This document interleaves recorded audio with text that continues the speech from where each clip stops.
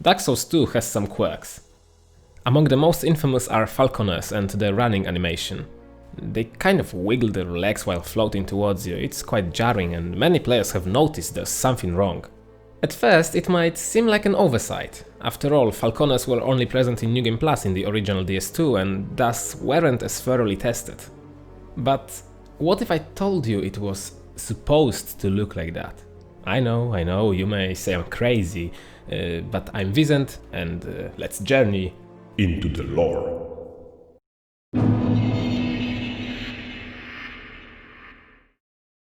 To fully understand them, we first need to get into Falconer's origin. Basically, they are mercenaries who are connected to Volgen's elite. Volgen is a city west of Drangleic, known for its merchants, and the homeland of many NPCs we can encounter in Majula. Domestic Volgen soldiers are known all around the world as little bitches who are too scared to protect their own people. And that's exactly when falconers come into the play. They are fierce, but reliable while maintaining the best value for money. And for us that's a huge problem. You see, their service is such an exceptional deal, no one dares to ask of their pasts. That's why no item description mentions anything more, and we have to use power of speculation and imagination to get any sensible answer for our question. Fortunately, there are trails to follow. If you've ever tried to get all miracles in Dark Souls 2, you know what I'm talking about, and you probably hate falconers for something else than their happy stroll.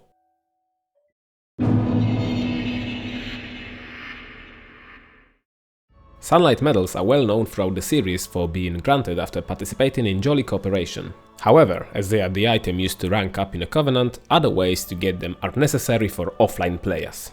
As the name suggests, there are two enemies in Dark Souls 2 that you can farm the medals of. Bane Diggers, also known as Mounted Overseers, and of course, our friends Falconers. The former are easy to explain. The Sunlight Altar is located in the Harvest Valley, very close to the poison pool inhabited by the dark-slinging monsters. I can imagine them wandering around what was once a praying ground and collecting the medals just to feel the slight warmth. This video is about falconers though, and, as usual, they require a bit more investigating.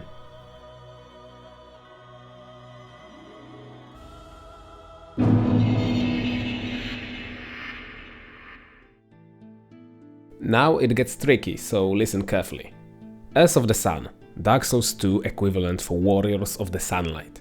Falconers could simply be descendants of the long-lost faith. It works, but I don't exactly like this theory.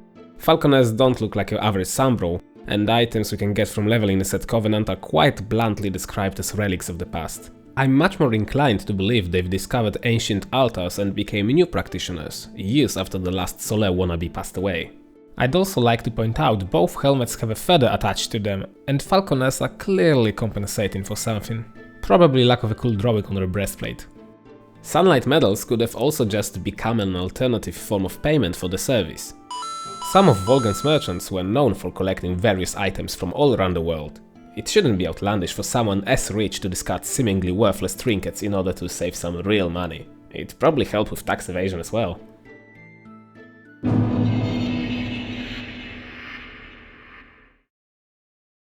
Okay, now that we have an in-depth understanding of Falconer's lore, what does it even have to do with broken animations? Well, there are few different approaches. First, let's examine the run cycle. It looks like all the force is coming from hips, while upper body and legs lag a little behind and merely imitate normal human walk.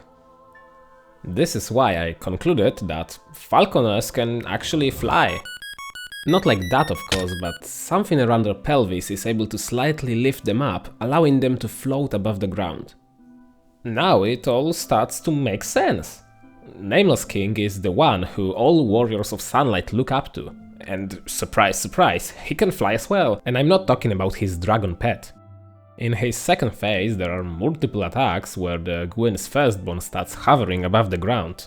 This is the ultimate goal Solaire was babbling about all through Dark Souls 1. Being able to take off and join the sun. Obviously, falconers have barely started their journey with flying, but they are still closer than any other human we could see in the games. Wait, human? It just struck me. Maybe there is a different explanation and all that lore talk was completely worthless. Remember intro? The one in which your character enters Land of Drangleic through a huge whirlpool? What if falconers were transported to the same world the same way? What? Where did they come from? I'm glad you asked. Now, listen closely. You hear that? It kind of sounds like falconer is firing 2 arrows at the same time. Listen again. You know who is known for firing 2 arrows at the same time, right? Yeah, exactly. Elves from Lord of the Rings. Other than that, they are also renowned for their light step.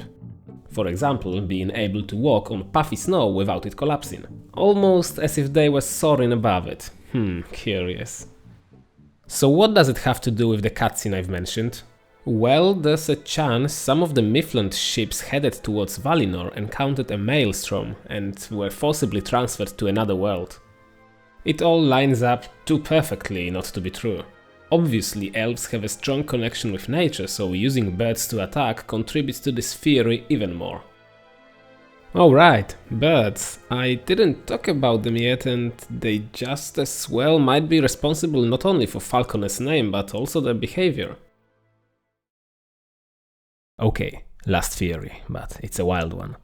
Maybe, but just maybe, it's falcons controlling lifeless bodies found somewhere in the woods. Hollows like falconers have this deathly appearance and their run looks awfully similar to a puppet dance.